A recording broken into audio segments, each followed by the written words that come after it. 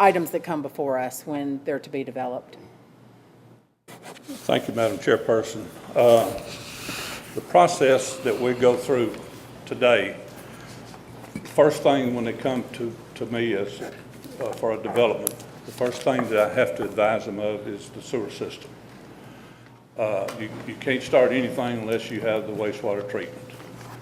And any large development that were to come to us would have to go through what they call a sand filter system, which is an on-site system. And I'll just give you a couple of examples. We have 2 developments right now that has proposed sand filter systems. One of them is Cumberland Estates, which, by the way, went through the pre-construction meeting this morning with myself and the city engineer. But what happens there is they lost 49 lots because they had to give up so much land to have this on-site system. So any development is treated the same when it comes to us. The first thing is that's just, there's no other way around it. You've got to have sewer before you can build. The city would not approve anything unless we got sewer capacity. The next lot subdivision that we have that's on the horizon is the Brownland Farms, or what it's called Bellhaven now. In their sand filter system, they lost 187 lots in that development. So any development that would come to us would lose lots with this sand filter system. And as far as the Water Authority of Dixon, they're not allowing any capacity in the conventional system. So it would have to be the sand filter system. Once that's done, they would then come to us with a conceptual or preliminary plan.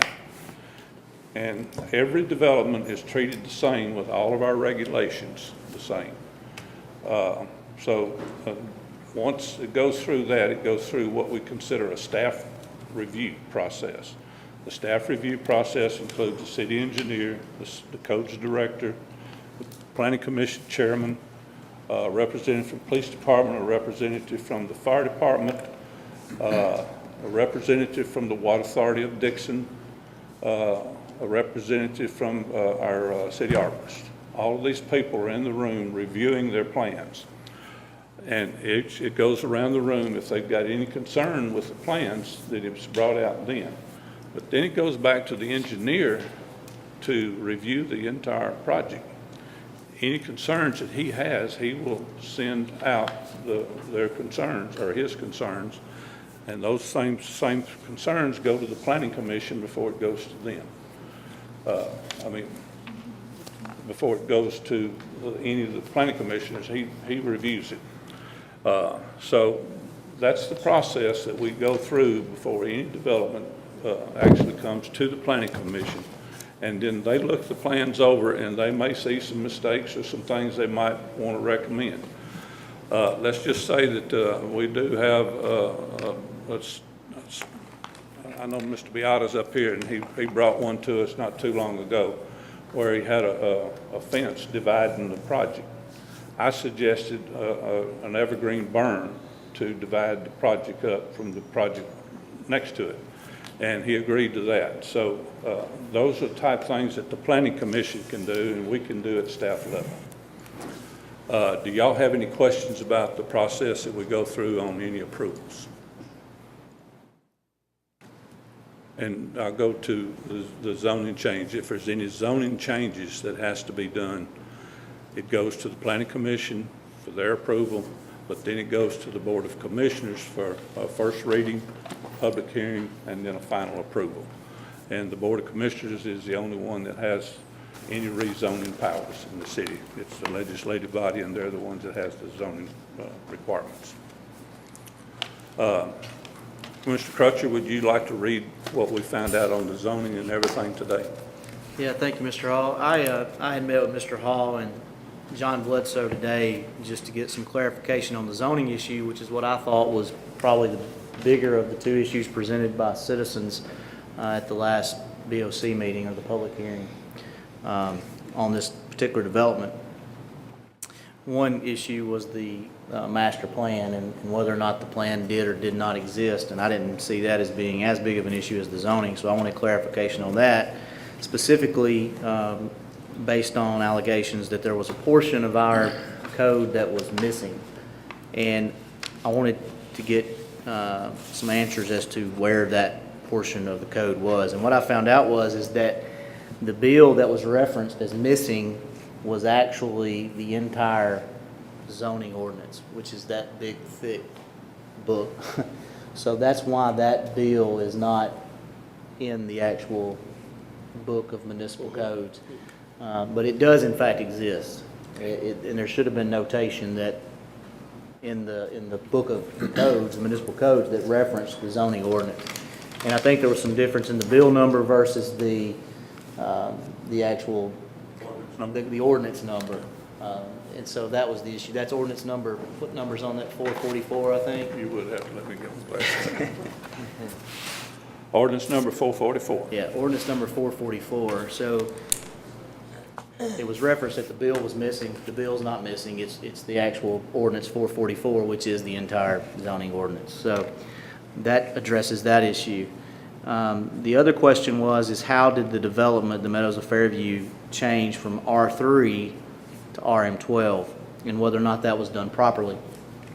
And what we found is that when the Meadows was originally approved, the zoning classifications were different in the city of Fairview. Things were zoned R1, R2, and R3. R1 was your low-density residential single-family dwellings. R2 was medium-density single and two-family dwellings, and R3 was higher-density single-family, two-family, and multi-family dwellings. In 1998, shortly after the Meadows was originally approved, there was a change in the zoning classifications. And the city worked, the way I understand it, at that time there was a state planning office, and there was a state planner that was assigned to municipalities to assist in zoning. And they did a reclassification to break it down into more zones, essentially, within each class, is how I understand it. And that particular tract of land changed from R3 to RM12. Now, the explanation for why that designation is, I don't know that there is one. I don't know that there's any minutes that exist that explains that. It was just part of the entire zoning ordinance that was passed in 1998. That is ordinance number 444. So, we're talking about something that happened 18 years ago. I'm sure that whoever was involved from a state planning office is no longer with the state. There may not, I don't know if there's many people that were here. That division of the state doesn't exist Doesn't any longer. exist. Yeah, but I did run into, is that the same girl that Kristen. yeah. was Kristen? Maybe, I know where she is. I do too. I got That a would card. be interesting. Yeah. I see her at the TCC meetings. Yeah. She didn't come on until Toward the end, yeah. Anyway, not many people are employed with the city that were here 18 years ago. I don't think there any sitting board of commissioner that was here 18 years ago. There was no, I don't think anybody on the planning commission was here 18 years ago. So really, none of us know exactly why that designation was given to this particular parcel of land. Nonetheless, it was. There was no request from the property owner to rezone this property. So it was done at the same time as the reclassification. There has been no subsequent request to rezone the property. So it went from R3 to RM12. There was never any intermediate zoning of RM8 or otherwise, which is what was indicated to me early on. So that leaves me a question. How can we rezone something that's already been rezoned unless it's Yep. equal zoning? Well, that's a legal I question. think don't- that possibly the legal probably can answer that, but it was basically a classification of multifamily housing, so to speak. And So it- condos would have fell under that? Yes, yes, ma'am. Yeah, and Mr. Bledsoe, he sort of speculated in his email, I have an email chain between Mr. Bledsoe and Mr. Cantrell, and he sort of speculated as to why he believed that it ended up RM12, but we obviously don't want to hold him to that, but his position is that there were other apartments located nearby that already have the RM12 classification. And because the project, the existing project, the condo units that were there, that it ended up in that same classification. Now, I don't know whether that's a logical explanation or not, but nonetheless, I guess the point is that there was never any application by the property owner to rezone it from R3 to anything else, or from RM12 to anything else. There was never any intermediate zoning. It went from R3 at the change in classification to RM12, and that's what it has been based off the information that I received since 1998. So in the change, R3 equaled what RM12 was? And that's why it made that change, just automatically, nobody, Nobody did. It was just done based on the reclassification with the assistance of the state planner. and that would be residential multifamily, 12 units per. That's right. Yeah, that's what it's zoned now. I mean, that's what it is. One other thing, if I can interrupt, that we were told was that there's a total of 212 units that were approved. Y'all have, what, 52 there, I think? 58. 58. So whatever the math is from 212 would be what would be allowed. But here again, going back to if what y'all are suggesting that possibly an apartment complex were to come in, then the reduction from the sand filter system would apply there. So your density would lower substantially, in my opinion, if according to whatever. And by the way, TDEC does have to approve that. If they find some reasons that they can't approve it, then that also comes out too. So in essence, if they can't get sewer capacity, then, you know, they may have a problem with future development. Okay, so explain something to me. Originally, we approved this property. It was originally supposed to have 3 phases. Yeah. 2 of them were built. Yes, ma'am. At some point, wouldn't they had to come to the planning commission to divide and sell off the remaining amount? Because it really was all owned by One person. one person. Yes, ma'am. So where's that?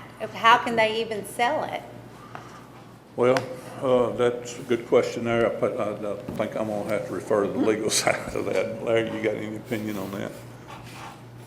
I don't believe that an individual would have to get the approval of the planning commission to sell their property. They would have to get, if they were going to divide, if they were going to subdivide it, they would, but if I owned all the property in this phase, and he sold it as it was, I mean, they don't have to come in and get approval to sell my property. It's just If you like do Cows that, Creek. you have taken the property. You'd be paying for the property. You know, you certainly would have to approve what was going to go on there. Right. But just to sell the property, if I was going to buy it, I probably would have some idea what I was going to put on there, so I didn't get into that type of a situation. But I don't know what they considered in 1998. But generally, you know, one of the realities of ownership of property is it's my property. If I want to sell it, I can sell it. Okay, so they can sell any portion of their property, but what keeps them from not having to stay with what was originally there, which was condos? Well, if that's what was originally approved, there could be some argument made for that, or they could come back in and ask for a different plan. I mean, the plan would have to be approved. That wouldn't affect the sale of the property. And as to zoning, generally, government has a right to zone property. They don't have to have an application from somebody to rezone property, generally. That's just a basic premise of government. When you did the historic district down here, that was taken on at the request of the city, but by and large, they had the authority to rezone that a historic district. So that's pretty well, as a general statement. There may be something that could preclude that, but as a general statement, I don't have to, if the government wants to rezone something, they can do it. Mr. Crutcher? I've got a question based off of this last statement of Mr. Cantrell. If that's the case and the government can rezone the property, you know, sua sponte, then if we feel like, based off of what we Yeah, know, Residential. I'm sorry. Go ahead. If we feel like, based off of what we do know from the minutes as relates to that development, that there were 212 units approved, we know what the amount of land that's there, we know what the density should be based off the number of units was approved, then if we think that zoning or that property or that development is more consistent with an RM8 versus an RM12, then do we have the ability to make that designation change without application from the property owner? Well, you could, but if somebody bought it based on something else, that's where you run it. I said, generally you have that. They can go back and say, well, I wouldn't have purchased this property except I already knew what the zoning was. That may be the case where you couldn't. Those generally end up in the courthouse. But nobody's Well, it purchasing seems it. like the same thing with the people here, right? I'm sorry? The people who are here, they bought it under the assumption it was one thing. They didn't buy this property though. Well, They bought their houses. they based bought on their that. houses Certain- under the assumption Right. that that whole, development was gonna be something, not what it. When those type of things usually end up at the courthouse in declaratory judgments, or when somebody files something, someone files something against it. But, okay, I just want for clarity.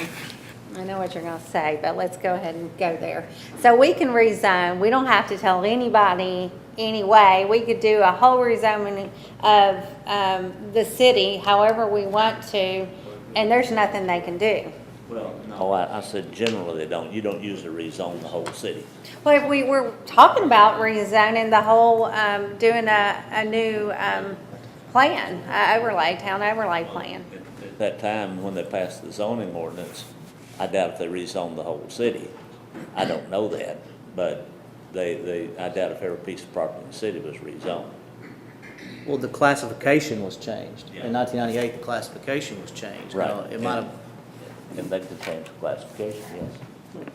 Well, that's probably around when they did the overlay. Go ahead, sorry. Just a quick question. It went from a 3 to a 12, and the 12 has the same specifications as the 3. Am I right? the way I understand it, the 3 would have been a broader classification, and when they changed the classifications, they made them more narrow. In other words, the 3 would encompass an RM8, an RM12, an RM, it's just a broader classification. They went But from, I'm sorry, go ahead. I was just gonna say, but the PUD was still approved for a set amount of units though. So the classification change didn't necessarily change how many units could be built on the property. We're not sure if it was a PUD though. Okay. That's Well, the it. minutes It say changes it. the density. That's the key here, is the density, okay? Most communities, when they have a PUD overlay, they'll make and tweak stuff. Almost nobody changed the density. The reason is, think of the impact it has on the community. What does it do to your amenities? You don't have big enough pools, you don't have a big enough playground, your roads aren't big enough. In our situation, we have to maintain these roads. We've asked you all to take them and you didn't want to, and I understand that entirely. So now it's on us. But if you change the density in this road, and say we're figuring 120 or 250 cars or whatever, and all of a sudden it's 400 or 500 cars, you see the impact on the community there? Sure. No, I'm trying to clarify, because I'm hearing discussion of a PUD, so the PUD doesn't exist. So we don't know how many units. Well, it's in the minutes, it's referred to in the minutes As a PUD or as just a as number of PUD, lots? being No. the first, So that's where this It's on 212 our comes from? documentation when we bought. Okay. Okay, it's on there. It's also mentioned in the minutes as far back as 98. It's mentioned where they were going to apply for an R3 or a R3 HUD overlay. And, to me, you just don't, the only change that should have been made was to an RM8. I just don't see it. I see somebody took a felt tip pen and wrote RM12 there. What does that mean? I mean, that means nothing. And then I can show you right here on later phases after this that it's still zoned R3. I'm just saying, maybe somebody made a mistake, but it certainly wasn't us. put that up You know, I'm Okay. saying that this is not right. you know? We're gonna put this up on the overlay, the overhead projector. If, you'll see where you can lay that down on the table, and he's gonna put it up where Follow everybody the can red see line. it. It'll be a red dot. There you go. Final construction plans that are up to date on new standards, right?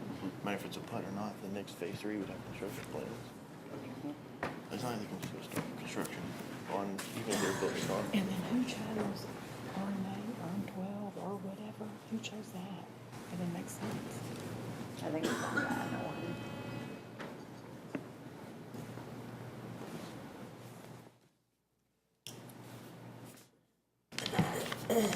Now, there's another one he's referring to that has the new zoning felt pin written. That particular one, the zoning is down at the bottom right. Oh, okay. And that's the one that was written in by somebody, who knows who did it or what it is, but this is taken off of the records that are held by the city. And see, you see where they marked out an R3 and wrote in RM12. This is on phase 1, and this was the part that was done, actually, phase 1 was not completed till after phase 2. This was done when those 6 units in darker ink on the right, when they had a revision there, then they come up and all of a sudden start marking RM12 in, and that's six buildings. Why would you say all of a sudden that's RM12? You only built 6 units there. These others all went in under the R3. So, I mean, I just don't understand it. And you see that that's April 2003. Well, now, here's phase 2.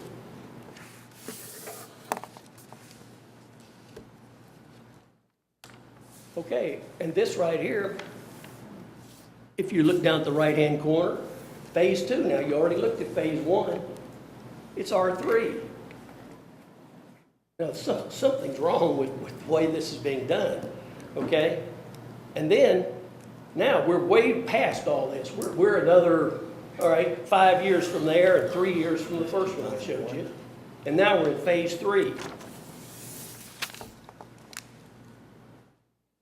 You look right up here in that upper left corner, what does it say?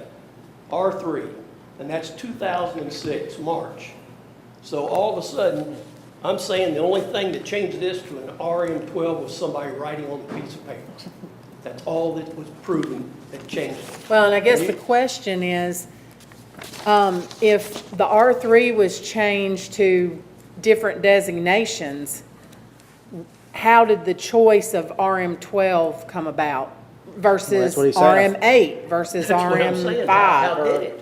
How did it? That would be a question, and Well, the interesting thing that I didn't know before just now is that these phases which occurred after that zoning change reference R3. Yeah, R3. Absolutely do. And the only time it's in your minutes too, it'll all of a sudden pop up. Does it show who signed off on So, some of them aren't dated or anything. I don't know whether they're legal or not, if they don't have the proper dates. The other two are pretty well signed off on dated. Stamped. well, But and one I is find it legal. interesting, it says 3 and 4, so there's 4 phases now? Well, what I'm saying, 3 and 4 are hand tied. This is not going to end with 3. You all, the plat and everything that was approved for 3 also included 4, okay? So now, 10 years later, we don't have any phase 4 built. It's not there. So, I mean, why not? I understand you can't make somebody build property. We thought this, you know, we're kind of naive, I guess. We thought, well, the economy's bad. You know, condos aren't selling that great, house market wasn't that great, but now it's super. It's super right now. So we think that, okay, it's, you know, we can understand that. And then we saw the surveyors down there, and we got all tickled. We thought they finally were going to start building phase 4 and maybe phase 5. And then all of a sudden we get put on alert. No, we're not going to do that. We're going to take that hillside and we're going to build apartments on it. You know, so. How did you guys find out about it? How did it come about? Just asking the people working, did you say your property manager brought it to Ask the you? surveyors. surveyors? Ask the surveyors. But you I found saw out them. from your property manager talked to, right? Our The property manager in management? April this year, without our knowledge, went and had a meeting with John Coleman Hayes, who is it's a family, irrevocable family trust. And they went to talk to him without our knowledge of even knowing they were there. Okay, then they came back and basically threw it in our face and basically said to us that was gonna build apartments there, we didn't have anything to say about it, and that we couldn't landlock him. Well, it's a strange thing, we can landlock him if you want to look at it that way, because those are our roads. His failure to build another easement that should have been built in the past, that's his problem. Our roads are ours. And we will let anybody come down there that is going to build the proper type of community there. But we don't have to let anybody come down there if we don't want to. And we've landlocked no one. All you gotta do is look at the plats, and you'll see an easement there from the Peak property that should have been built out in 1998. Just and it a was. second, I'm gonna have everybody come up. I'd like to find out whose seal that is, who stamped the drawings, and maybe we can, get that. Well, Shirley Forehand was the city manager. Kevin Moorhead, it's his stamp. And I can't tell who the secretary for the planning commission was then. I can't make the signature out. We probably have those in the minutes, my guess would be. Okay. Mr. Hall, do you have the big copy of, I've got 3 pages. See if I can make a copy. As soon as Mr. Hall returns, we'll, one at a time, we'll have you come up and give you like 3 to 5 minutes or whatever, and you can speak. We have a planning commission meeting after this, so we'll, have to have each one be brief. Let me just have a show of hands. How many of you would like to speak? 2? Just 2? Okay, and that's fine. 3. That's fine. 3? Okay. We'll wait till Mr. Hall gets back. So would the R3 have prevented the 12 units per acre? Does the R3 specifically state that a 12 units per acre wouldn't have been?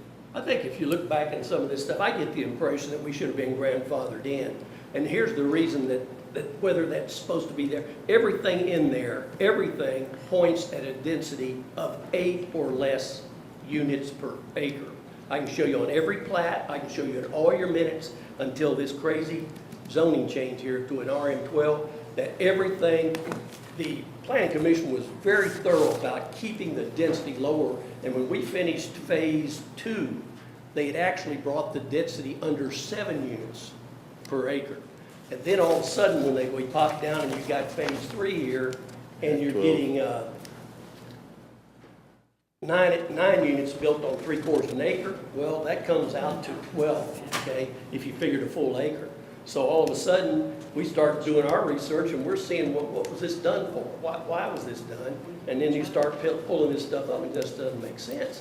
And like I said, the key is the density. And you just don't take a PUD overlay and change the density. There's too many infrastructure problems to do that. You got to think of it that way. What's the overall acreage of the whole? If you count the whole thing, was just under 30 acres. But that Right. includes the built property as well. That includes our property we're Finished on. property. They only use like 7 point some. There's actually 21 according to record. I have it figured out a little more, but it's 21.19 acres remaining. 21 acres.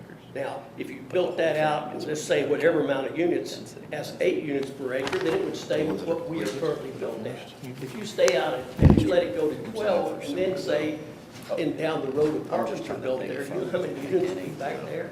Trying to use roads and things, unless more roads are built and connected to Highway 100. I mean, it's not a pleasant thought. On all 3 of these, I see a density of less than 8 units per acre. It was, it It's was. 6, the phase 1 was 6.46 units per acre, phase 2 was 6.86 units per acre, and phase 3 was 7.34 units per acre. The legal contention.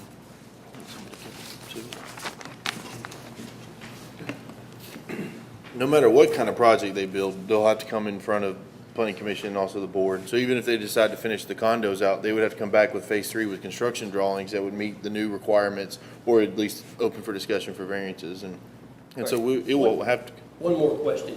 Let's say that everything's go, and for some reason you decide, and you accept his alternate system, sewage system plan and everything. Let's just say that happens. Well, my question, and I think I brought this up before, was okay, if you're gonna approve apartments to be built with that, remember, we're still there. Why wouldn't you build condos on a much better landed area than up on the hillside there behind some of the subdivisions up there? Why would you even consider those apartments there, which you know will not take as good a care of the system, an individualized system, as people that own their homes will? Let's be honest about it.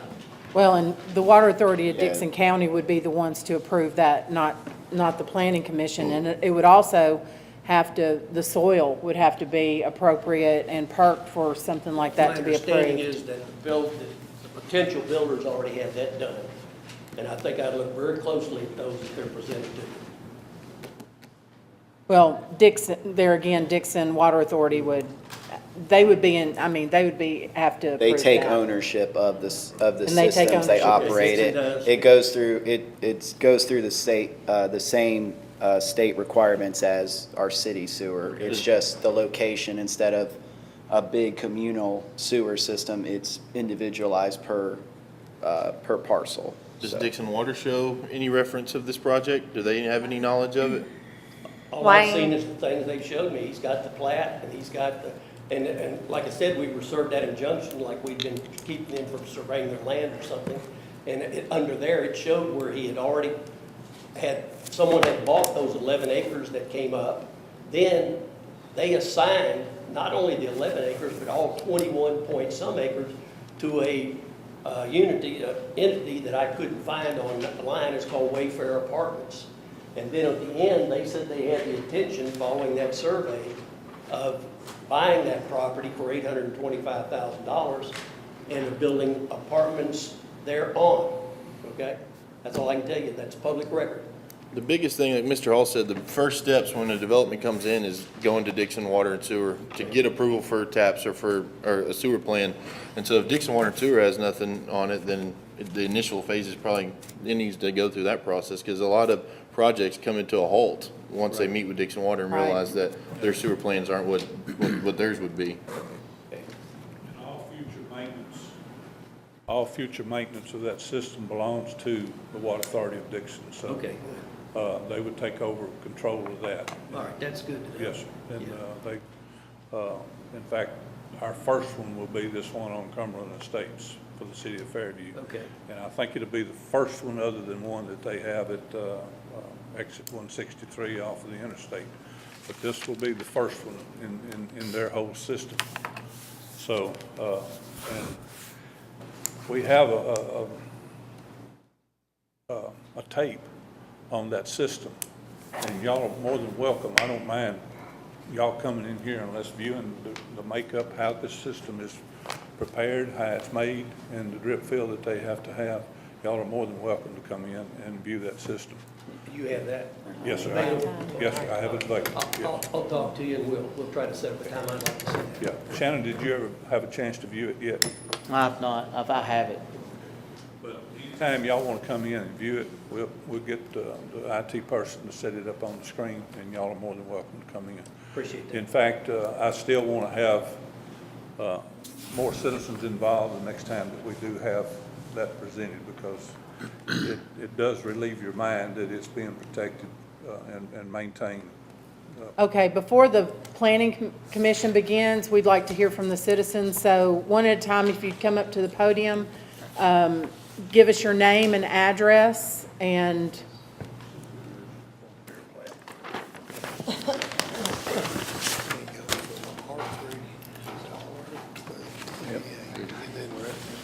My name is Mike Reiner. I live at 7112 Wheat Road. I'm a substitute teacher. I'm semi-retired teacher with 20 years' experience. And I want to know, first off, is this deal Hilton in the works? That's what we saw on the surveyors? Until, as far as we know, he has it, but it's never presented to the planning commission. Okay. So he has it in his, Well, yeah. I saw it, he has a plan just like. And that's- Mr. there's Hall no has in the theirs. works until it goes Okay. before the Until it Water gets to Authority of these Dixon Okay. County and then comes to us. There's right, no in the works. that's what we saw. But I've heard nothing to say that it's not going to be, I mean, I don't think he had that meeting with with myself and the other board members just to entertain us, you know? Well, and. It's a little worrisome. Here's the deal. I moved in 1999. I was the second resident in the units. And we bought under the consumption, it's all about trust, first off. You know what trust is? You do the right thing, we do the right thing. And I think a little bit of that is missing here in Fairview, to be quite honest. But here's the deal. We moved in trusting that we were going to have a full community with all the amenities. And then all of a sudden Ryan pulls up and leaves. One day they're there, next day they're not. So what in the world are we supposed to do? This needs to be addressed, and you need to take into consideration our feelings and our interest in all the funds that we've paid over the years, not only to the association, but to the city of Fairview. Again, it's all about trust. I'm a teacher. I try to do the right thing, and that's what we expect from our elected officials. Thank you very much. Thank you. Next.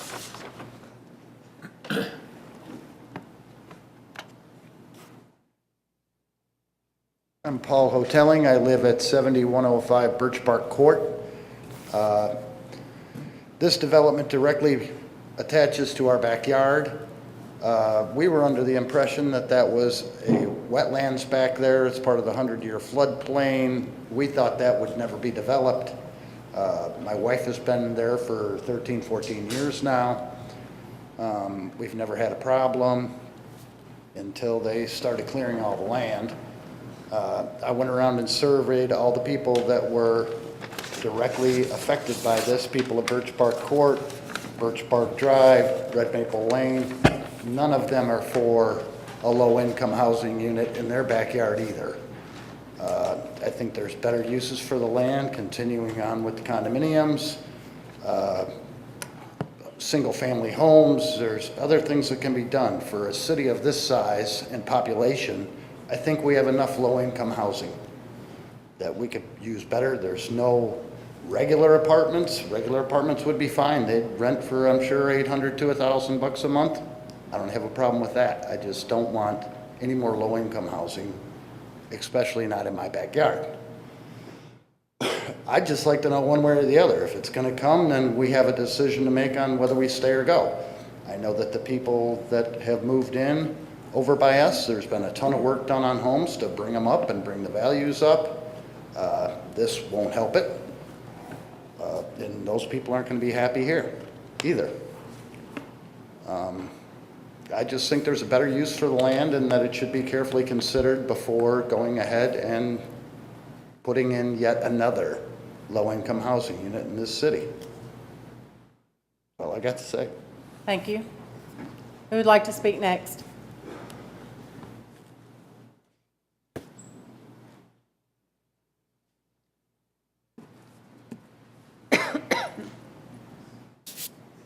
Hi, I'm Angela Wilburn from the Meadowwood Court subdivision. My neighbors have behind their homes at the fence line, the land is being cleared directly behind the fence line. It's concerning to us about what's going to happen, along with, the concerns of everyone else. My main question, though, is if we find out that the zoning is RM12, what can we do as citizens of Fairview to get that zoning changed? What can we do to take it back down to RM8 or something else entirely? Because we'll help with that process, we're just not sure what we need to do.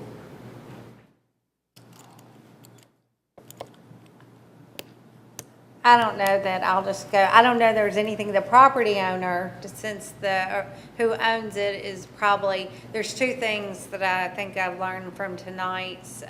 A property owner can come rezone their property, but then if we decide to, for some reason, do a zoning change, but the attorney had questioned whether or not we could do that with the intent.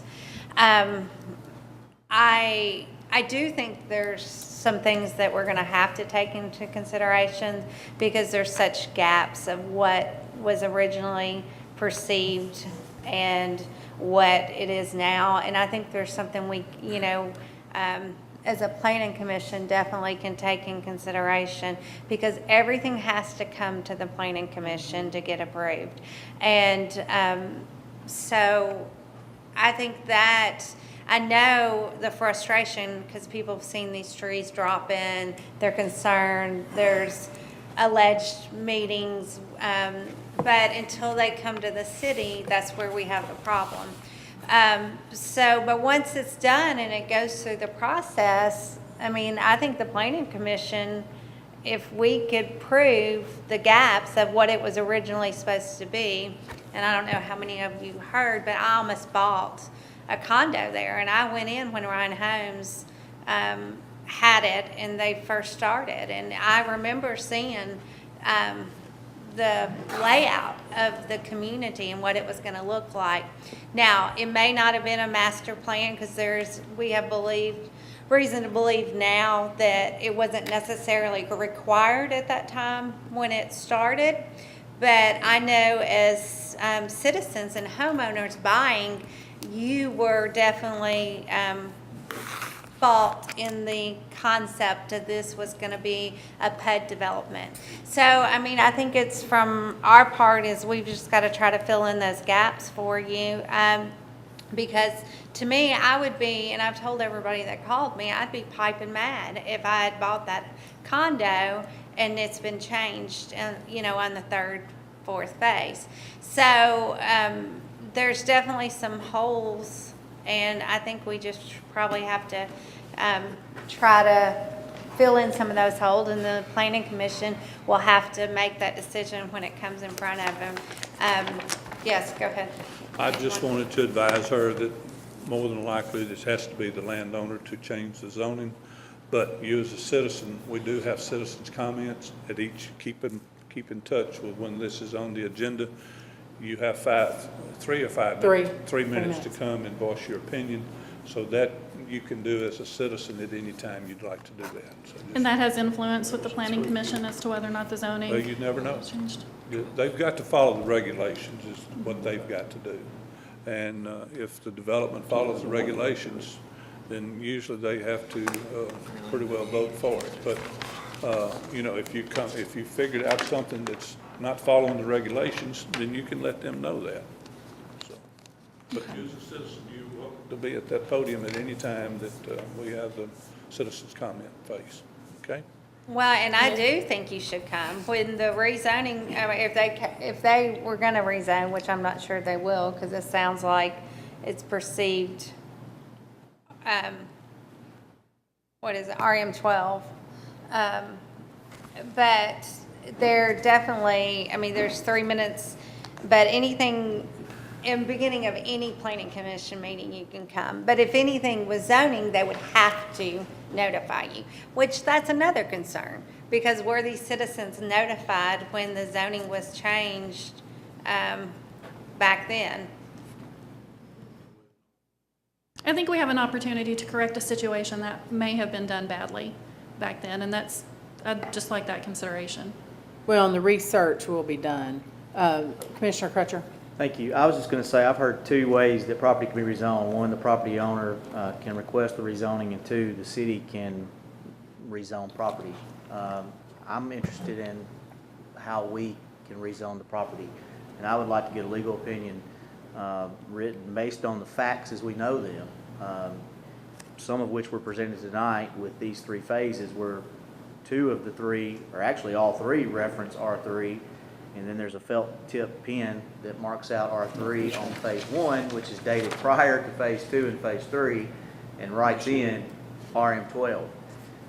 2, there are several minutes from both the Planning Commission and the Board of Commissioners meetings that I have seen that make reference to a master plan, that specifically make reference to 212 units. We know, based off of the land area and the number of units that were approved, what the zoning should be or would be under the current classification. If it's zoned incorrectly, I want to know what we as a city can do to correct that zoning.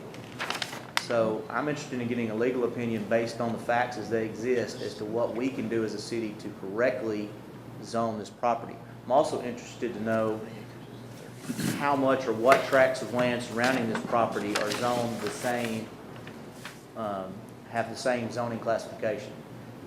I'm interested in seeing that as well. So that's all I have. Thank you. Thank you. Thank you.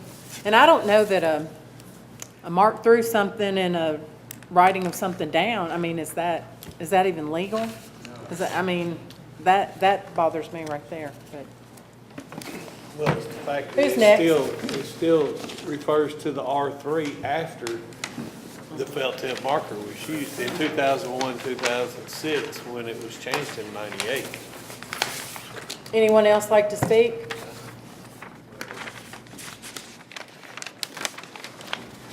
One more fact that I know that does exist, or at least I've been told exists, and I think Mr. Staggs is going to try to get that information for us.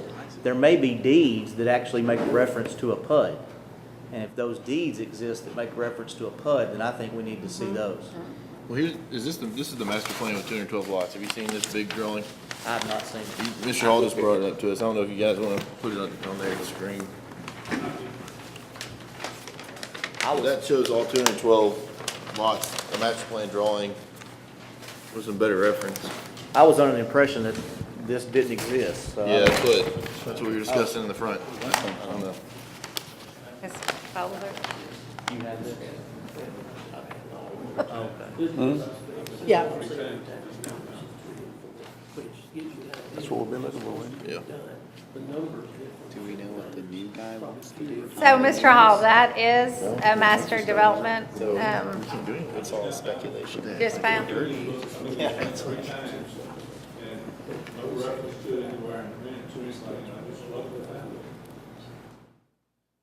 And at this time, it's Does it just, say PUD or master development plan? It says preliminary plat. Yeah, it doesn't say PUD. Oh, okay. Yeah.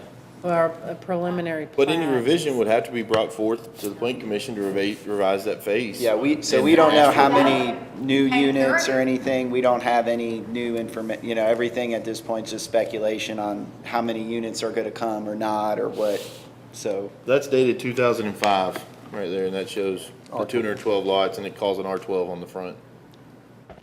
So there's no way it didn't come.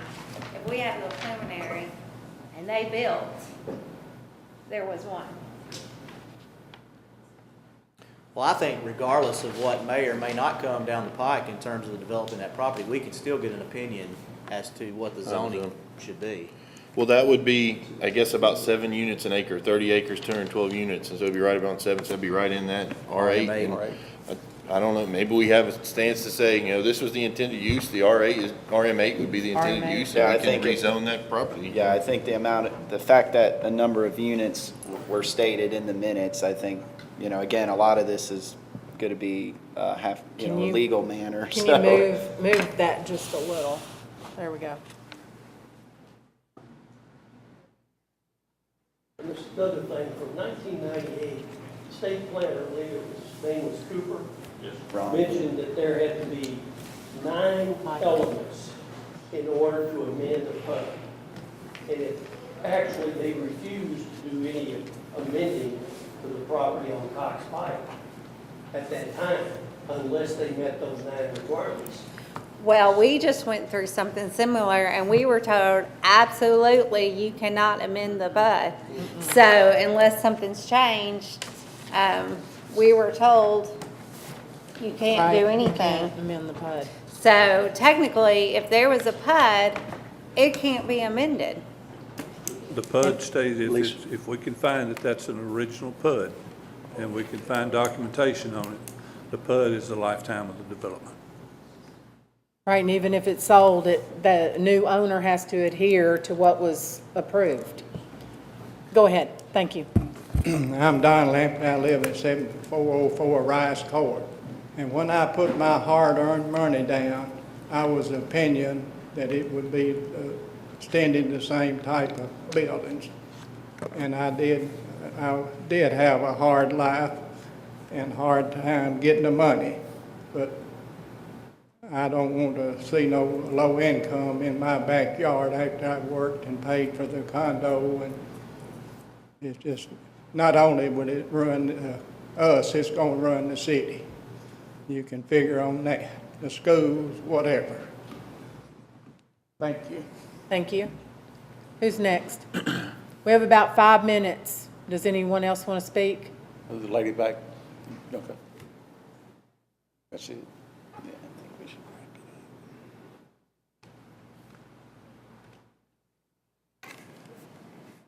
it up. Okay.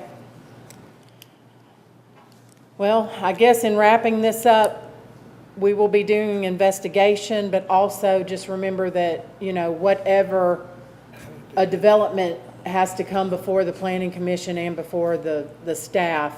And if someone tells you that something's going to be done, it can't be done until that process is followed, as well as the Water Authority of Dixon County. And Mr. Staggs, if you could get me those deeds, I'll make some calls and get them to you. All right. If I can get them, I'll bring them by tomorrow. I'll that call sound, them. okay. All right. Thank We you, sir. appreciate all of you coming.